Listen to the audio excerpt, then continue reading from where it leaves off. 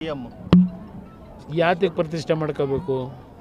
ನಾನು ನಾಳೆ ದಿನ 2007ನೇ ಇಸ್ವಿ ನಾನು ಮೊನ್ನೆನೂ ಹೇಳಿದ್ದೀನಿ, ನಾನು ಮುಖ್ಯಮಂತ್ರಿ ಇದ್ದಾಗ ಬರೀ ಬಿಡದಿ ಟೌನ್ಶಿಪ್ ಅಲ್ಲ, ನಂದಗೂಡಿನಲ್ಲಿ SEZ ಮಾಡ್ತಕ್ಕಂಥ ನಿಟ್ಟಿನಲ್ಲಿ 2005ನೇ ಇಸ್ವಿನಲ್ಲಿ ಪ್ರಧಾನಮಂತ್ರಿಗಳಾಗಿದ್ದಂಥವರು ಮನಮೋಹನ್ ಸಿಂಗ್ ಅವರು, ಅವ್ರ ಕಾಲದಲ್ಲಿ ಒಂದು ಆ್ಯಕ್ಟ್ ತಂದರು.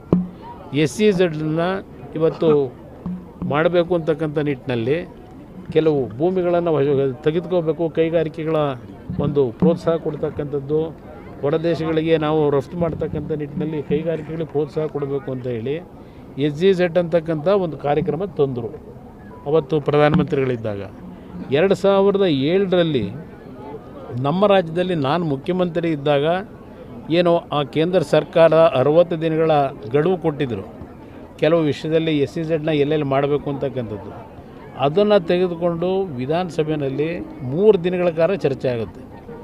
ಆ ಚರ್ಚೆಗೆ ಭಾಗವಹಿಸಿದಂಥವರು ಇದೇ ಶಿವಕುಮಾರು, ಇದೇ ಸಿದ್ದರಾಮಯ್ಯ, ಮಲ್ಲಿಕಾರ್ಜುನ ಖರ್ಗೆ, ಧರ್ಮಸಿಂಗು, ಇವರೆಲ್ಲರೂ ಆ ಒಂದು ಚರ್ಚೆಯಲ್ಲಿ ಭಾಗವಹಿಸಿ ಅಲ್ಲಿ ಉತ್ತರ ಕೊಟ್ಟಿದ್ದೇನೆ ನಾನು. ನಂತರ ಆ ಉತ್ತರ ಕೊಟ್ಟಿರ್ತಕ್ಕಂಥದ್ದು ಬಿಡದಿಯ ವಿಷಯದಲ್ಲೇ ಹೇಳೋದಾದರೆ, ನಮ್ಮ ರೈತರು ನನ್ನನ್ನು ಆ ಭಾಗದಲ್ಲಿ ರಾಜಕಾರಣದಲ್ಲಿ ಇವತ್ತು ಗುರುತಿಸಿ ಆಶೀರ್ವಾದ ಮಾಡಿರ್ತಕ್ಕಂಥ ಪುಣ್ಯಾತ್ಮರು ಅಂತಕ್ಕಂಥ ಬದಲಾಯಿಸಿದ್ದೀನಿ. ಅದು ವಿಧಾನಸಭೆ ಕಲಾಪದಲ್ಲೇ ಇದೆ, ಆ ರೆಕಾರ್ಡ್ನಲ್ಲಿ ಹೇಳಿದ್ದೇನೆ. 1 ಇಂಚು ಭೂಮಿ ಫಲವತ್ತಾದಂಥ ಭೂಮಿನ ಯಾವುದೇ ಒಂದು ಅಭಿವೃದ್ಧಿ ಹೆಸರಿನಲ್ಲಿ ನಾವು ಅಕ್ವೈರ್ ಮಾಡಲ್ಲ ಅಂತಕ್ಕಂಥದ್ದನ್ನು ವಿಧಾನಸಭೆ ಕಲಾಪದಲ್ಲೇ ಹೇಳಿದ್ದೇನೆ.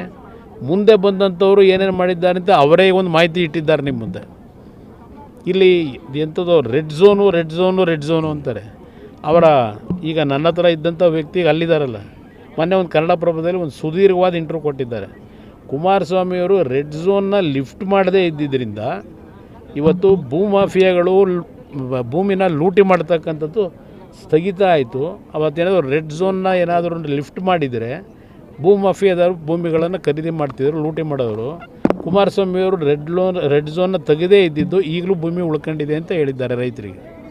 ಅವರೇ ಉತ್ತರ ಕೊಟ್ಟಿದ್ದಾರೆ. ರೆಡ್ ಝೋನು ಇಲ್ಲ, ತೆಗಿಬೇಕಾಗಿತ್ತು, ನಾನು ಜೈಲಿಗೆ ಹೋಗೋಕ್ಕಾಗುತ್ತಾ ಅಂತ ನೆನ್ನೆನೂ ಹೇಳೋರೆ ಪಿತಾಮಹ ಕುಮಾರಸ್ವಾಮಿ ಅಂತ ಹೇಳಿ. ಈಗ ಜೈಲಿಗೆ ಇವರು ಡಿನೋಟಿಫಿಕೇಷನ್ ಮಾಡೋ ಪರಿಸ್ಥಿತಿ, ಅದು ಡಿನೋಟಿಫಿಕೇಷನ್ ಮಾಡೋದಲ್ಲ, ಕಾರ್ಯಕ್ರಮ ಬಿಟ್ಟರಾಯಿತು.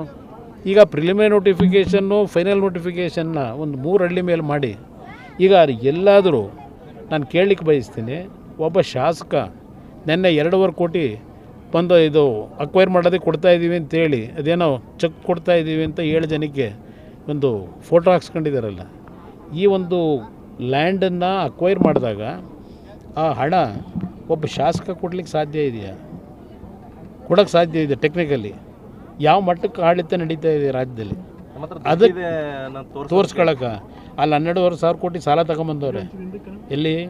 ನಿಮ್ಮ ಹುಡ್ಕೋದಲ್ಲಿ ಬೆಂಗಳೂರು ನಗರದಲ್ಲಿ ಕಾರ್ನರ್ ಸೈಟ್ಗಳೇನಿದೆ ಅದನ್ನು ಹರಾಜು ಹಾಕ್ಬಿಟ್ಟು 3,000 ಕೋಟಿ ಹೊಂದಿಸ್ತೀವಿ ಅಂತ ಹೇಳಿದ್ದಾರೆ. ಆ ಸಾಲ ಮುಂದೆ ತೀರ್ಸಾನೆ ಅವನು. ಇವರೇನೋ ಇರ್ತಾರೆ, ಈಗೇನೋ ಇವ್ರಿಗೆ ಬೇಕಾದಂಗೆ ಮಾಡಿ ಲೂಟಿ ಹೊಡ್ಕೊಂಡು ಹೋಗ್ತಾರೆ. ಮುಂದೆ ಬರೋರಿಗೆ ಅದ್ರ ಸಮಸ್ಯೆ ಇರೋದು ಆ ಸಾಲ ತೀರಿಸೋದು. ಇಲ್ಲಿ ಆ ಅಭಿವೃದ್ಧಿ ಅಂತ ಮಾಡ್ತೀವಿ ಅಂತ ಏನು ಹೊಟ್ಟಿದ್ದಾರೆ, ಏನು ಮಾಡ್ತಾರೆ ಅಲ್ಲಿ? ಆ ರೈತರು ನೋಡಿದ್ರೆ 450 ದಿನ ಆಯಿತು, ಅಲ್ಲಿ ಒಳ್ಳೆ ಫಲವತ್ತ ತೆಂಗಿನ ಗಿಡಕ್ಕೆ 40,000 ರೂಪಾಯಿ ಕೊಡ್ತಾರಂತೆ ಪರಿಹಾರನ. ಇದಲ್ಲದೆ ಭೂಮಿ ಕೊಡೋದಲ್ಲದೆ ತೆಂಗಿನ ಗಿಡಕ್ಕೆ 40,000, ಅಡಿಕೆ ಗಿಡಕ್ಕೆ 30,000 ಏನೇನೋ ಹಾಕೊಂಡವ್ರೆ. ಇಲ್ಲಿ ಇದರ ಅವಶ್ಯಕತೆ ನಾನು ಈಗಲೂ ಹೇಳ್ತೇನೆ, ವಿರೋಧ ಇಲ್ಲ. ಎಲ್ಲಿ ಏನು ಬೆಳೆ ಬೆಳೀಲಿಕ್ಕಾಗದೆ ಡ್ರೈ ಲ್ಯಾಂಡ್ ಇದೆ, ಏನು ಸಾಧ್ಯವೇ ಇಲ್ಲ ರೈತರಲ್ಲಿ ಬೆಳೆ ಬೆಳೀಲಿಕ್ಕೆ, ಅಂಥ ಜಾಗ ಹುಡುಕಲಿ, ಬೇಕಾದಷ್ಟು ಕಡೆ ಇದೆಯಲ್ಲ, ಅಲ್ಲೇ ಯಾತಕ್ಕೆ ಬೇಕು? ಇನ್ವೆಸ್ಟ್ ಮಾಡಿಬಿಟ್ಟಿದ್ದಾರೆ ಸರ್. ಅದು ಅವರ ಜೀವನವೇ ಯಾವ ರೀತಿ ಬಂದಿದೆ ಅನ್ನೋದು ನಾನು ಹೇಳಬೇಕಾಗಿಲ್ಲ. ಅವ್ರು ಯಾವ ರೀತಿ ಬಂದಿದ್ದಾರೆ, ಅವ್ರ ಬ್ಯಾಕ್ಗ್ರೌಂಡ್ ಏನು, ಇವತ್ತು ಏನೇನು ಕಳೆದ 3 ವರ್ಷದಲ್ಲೇ ಈಗ ಅದೆಂಥದ್ದು ಪ್ರಜಾಸೇವೆ ಇಲಾಖೆ ಮಾಡ್ತಾರಂತೆ. ಪ್ರಜಾಸೇವೆ ಇಲಾಖೆ ಯಾರಿಗೆ ಸೇವೆ ಮಾಡೋಕ್ಕೆ ಮಾಡ್ತಾರೋ, ಪ್ರಜೆಗಳನ್ನ ಸೇವೆ ಮಾಡೋಕ್ಕೆ ಮಾಡ್ತಾರೋ ಗೊತ್ತಿಲ್ಲ ನನಗೆ. ಏನೇನು ನಡೀತು 3 ವರ್ಷ, ಏನು ಮಾಡಿದ್ದೆ? ಬೀದಿಲಿ ಚರ್ಚೆ ಮಾಡೋದಲ್ಲ ಜನ. ಇವರಿಗೆ ಇರ್ತಕ್ಕಂಥದ್ದೇ ಫಲವತ್ತಾದಂಥ ಭೂಮಿಗಳನ್ನು ಯಾವ ರೀತಿ ಲಪಟಾಯಿಸಬೇಕು, ಅದು ಎಷ್ಟು ಅವ್ರ ಖಾತೆಗೆ ಬರಬೇಕು, ಇದೇ ಇವರಲ್ಲಿ ಇರ್ತಕ್ಕಂಥ ಚಿಂತನೆ.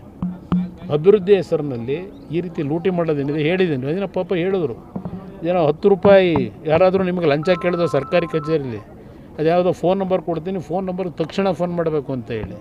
ಯಾವ ಇವೆಲ್ಲ ನಾಟಕ ಎಷ್ಟು ದಿವಸ ನಡೆಸ್ತೀರಿ? ಯಾರಾದ್ರೂ ನಂಬ್ತಾರ ನಿಮ್ಮನ್ನ? ಮಾಡೋಕ್ಕೆ ಸಾಧ್ಯವ ನೀವು ಭ್ರಷ್ಟಾಚಾರ ನಿಲ್ಲಿಸಲಿಕ್ಕೆ? ವಿಧಾನಸೌಧದಲ್ಲಿ ಮಾಡೋ ಭ್ರಷ್ಟಾಚಾರ ನಿಲ್ಲಿಸಾರೆ ಯಾರು? ಈಗ ನಡೀತಲ್ಲ, ಈಗ ಕಳೆದ 3 ವರ್ಷದ ಆಡಳಿತದಲ್ಲಿ ಏನೇನಾಗಿದೆ? ಅದರಿಂದ ನಾನು ಬಿಡದಿಯ ವಿಷಯದಲ್ಲಿ ಯಾವುದೇ ಕಾರಣಕ್ಕೂ ಅಸೂಯೆಗೋ ಇಲ್ಲ ರಾಜಕೀಯಕ್ಕೋಸ್ಕರವಾಗಿ ನಾನು ಮಾಡ್ತಾಯಿಲ್ಲ.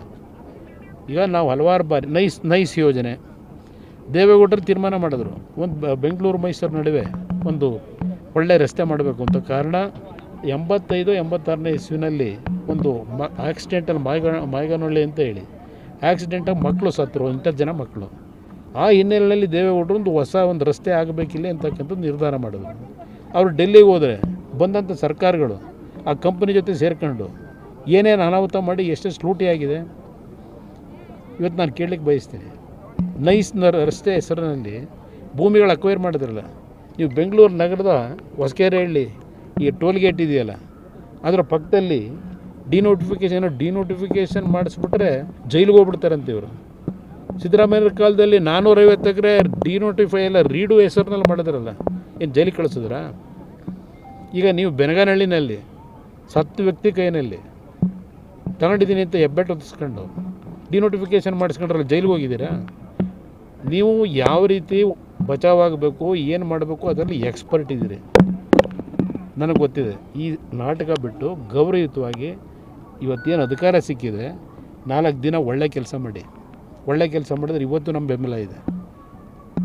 ಇವತ್ತು ವಿರೋಧ ಪಕ್ಷದಲ್ಲಿದ್ದು ಏನಾದರೂ ಈ ರಾಜ್ಯಕ್ಕೆ ಅನ್ಯಾಯ ಆದರೆ ಧ್ವನಿ ಎತ್ತಬಾರ್ದ ನಾನು? ಇವತ್ತು ವಿರೋಧ ಪಕ್ಷದಲ್ಲಿ ಕೆಲಸ ಮಾಡಬೇಕಾದ್ರೆ ಇವತ್ತು ನಾವು ಧ್ವನಿ ಎತ್ತದೇ ಇದ್ದರೆ ರಾಜ್ಯದ ಪರಿಸ್ಥಿತಿ ಏನಾಗುತ್ತೆ? ನಮ್ಮ ರಾಜ್ಯ ಸಂಪದ್ಭರಿತವಾದಂಥ ರಾಜ್ಯ ಇದು, ಹಣದ ಕೊರತೆ ಇಲ್ಲ, ಜನ ಯಾವಾಗಲೂ ಖಜಾನೆ ತುಂಬಿಸ್ತಾರೆ.